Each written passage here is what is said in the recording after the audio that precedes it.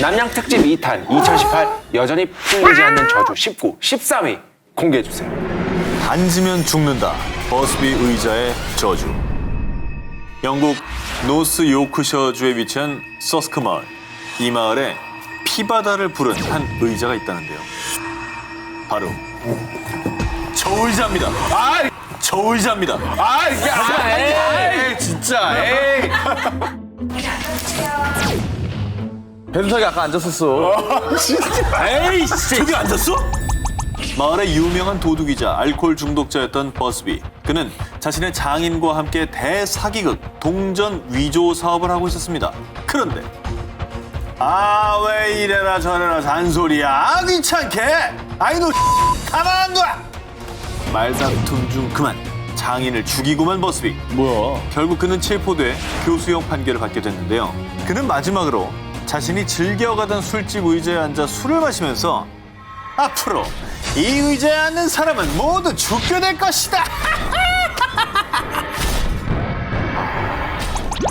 느낌 안 좋다. 그렇게 시간은 흐르고 흘러 1894년 버스비가 사망한 지 무려 약 200여 년이나 지났을 무렵부터 갑자기 불길한 일들이 벌어지기 시작했습니다. 제2차 세계대전 당시 영국군 파일럿들이 이 술집을 자주 찾았는데요. 정말 기이하게도 이 의자에 앉았던 군인들은 모두 살아 돌아오지 못했습니다. 버스비의 저주가 진짜로 시작된 게 아니냐는 흉흉한 소문이 퍼졌고요. 몇몇 모험심이 강한 사람들은 버스비의 저주? 그런 게 어딨어? 아유, 내가 그 저주를 깨주지! 라면서 호기를 부렸는데요. 자신만만하게 의자에 앉은 한 석공은 그날 오후 작업 중 추락사. 어머. 정말 이 죽음들이 저주 때문인지 아니면 단순한 사고인지 확인할 수는 없습니다. 하지만 술집 주인은 1978년 이 의자를 지역 박물관으로 옮겼습니다. 이 의자의 악명을 익히 하는 박물관 측에선 의자를 아예 1.5m 높이에 매달아 놨다고 합니다. 저거 아니었네. 속았네. 비슷한 거예요. 아니 전혀 다르게 생겼잖아. 귀 얇아가지고 뭐 겁에 질려 있었더라고. 웃는 거 봐. 남양 특집 2탄 2018 여전히 풀리지 않는 저주 19, 12위 공개합니다. 일본 톱 연예인들의 잔혹사. 이건 저주야. S뮤직의 저주라고. 1968년에 설립된 연예기획사 S뮤직.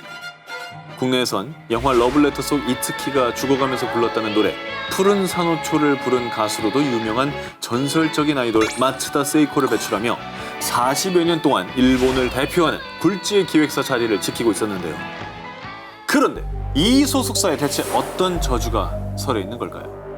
그 시작은 1986년입니다. 1982년 N방송사의 오디션 프로그램 스타 탄생으로 화려하게 연예계에 입문한 오카다 유키코.